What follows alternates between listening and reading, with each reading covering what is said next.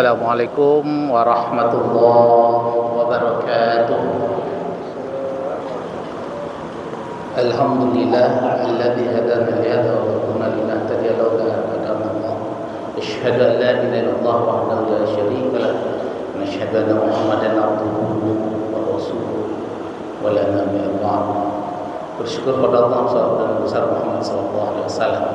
Jamaah saudara yang berbahagia, pada kesempatan siang hari ini kita akan sedikit untuk saling ingat, terus untuk mengingatkan kita kembali semuanya bagaimana pentingnya bahwa kita perlu punya iman kuat dan ilmu luas, karena keduanya ini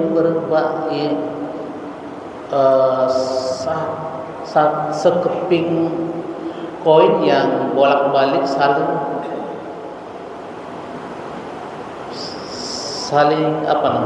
sama penting kedua-duanya. Tanpa ada yang satu, maka yang satu tidak laku. Kalau yang satu ini tidak ada, maka yang satu ini tidak bermanfaat. Jadi keduanya dua sisi mata uang yang sangat perlu kita miliki. Kenapa? Dengan iman maka kita akan semakin kuat hati kita ini untuk menjalankan semua apa-apa diperintahkan oleh Allah.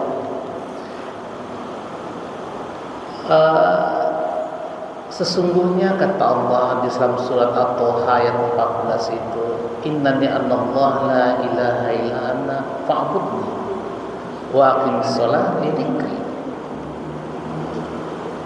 Maka kata-kata perintah Allah yang menyatakan dirinya kepada kita bahwa satu-satunya Tuhan itu adalah Allah, maka itu adalah tanaman yang diberikan oleh Allah ke dalam hati kita supaya kita semakin kuat bahwa tidak ada sesembahan yang ada di atas bumi ini adalah Allah. Maka beribadahlah kepadaku. Nah, beribadahlah kepadaku inilah yang menjadi sebuah proses bagi kita. Kita mesti punya ilmu luas untuk beribadah. Fa'budni, maka beribadah kepadaku. Bagaimana bentuk beribadah kepada Allah tersebut? Disinilah dituntut kita untuk terus mendapat dan mencari ilmu pengetahuan dalam rangka beribadah kepada Allah Subhanahu wa taala. Iman dia tidak akan ada artinya kalau iman ini tidak punya ilmu. Tanda kepatuhan kita kepada Allah, kalau tidak ada dasar pengetahuannya, maka kepatuhan kita itu tidak mendapatkan imbalan. Maka dia menjadi yang disebut dengan kata-kata abasa. Dia sia-sia.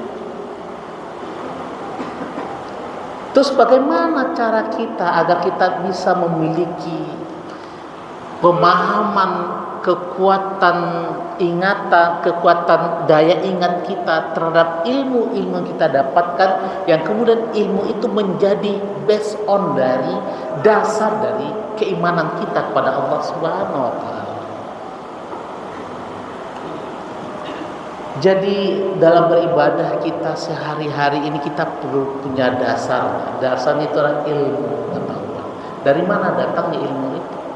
Tentu dari kajian-kajian kita ikuti. Kemudian kajian-kajian kita ikuti ini bagaimana dia bisa menjadi teraplikasi dalam keimanan kita? Tentu adalah daya ingat kita dalam mengingat informasi pengetahuan-pengetahuan itu. Maka kita-kita yang hari ini kadang-kala diberikan informasi A, kemudian dalam beberapa menit ke depan kita sudah lupa lagi. Kenapa? Karena daya ingat kita menurun. Dalam perspektif kesehatan, usia memang salah satu faktor. Tapi dalam perspektif keimanan, ada di situ iman kita yang memudar. Seperti pernyataan Imam Syafi'i ketika dia melapor ke ustadznya. Sakautu ila waqi'in su'al hifdi fa arsadani ila tarkil ma'asi bi anna Allah nur wa ilmunullah la nur bi'asi. Imam Syafi'i itu datang ke guru yang bernama Waqi' namanya. Sakautu ila Waqi' nama guru. Wahai guru, aku ingin bertanya padamu, kenapa aku susah sekali untuk menghafal, mengingat? Kemudian guru yang mengatakan, innal ilma nur, sesungguhnya ilmu itu adalah cahaya. Cahaya itu milik siapa? Wa nurullah, cahaya itu milik Allah. Wa nurul la yudalil as.